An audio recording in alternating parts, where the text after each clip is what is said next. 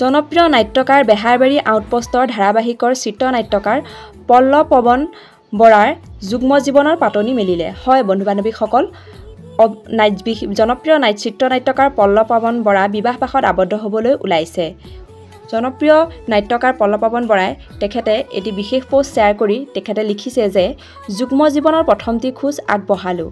মৰমৰ মানুহগৰাকী সেউজপ্ৰিয়াৰ শিৰত সেন্দুৰকণ আৰু কপালত ৰঙাকৈ ফুট এটি আঁকি দুয়োকে একোটিকৈ আঙুঠি পিন্ধাই পৰিয়াল আৰু শুভাকাংক্ষীসকলৰ আশীষ লৈ দুয়োকে আঁকোৱালি ল'লোঁ। কিছুদিনৰ পিছতেই পৰম্পৰাগতভাৱেও বান্ধ খাম দুয়ো।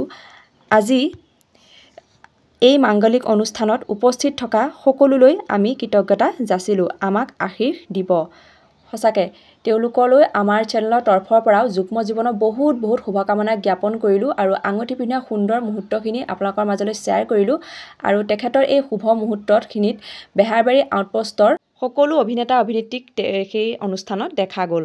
ভিডিঅ'টো চাই আপোনালোকৰ কেনেকুৱা লাগিল? যদি ভিডিঅ'টো চাই ভাল লাগিলে ভিডিঅ'টো প্লিজ লাইক কৰিব, কমেণ্ট কৰিব, শ্বেয়াৰ কৰিবলৈ নাপাহৰিব।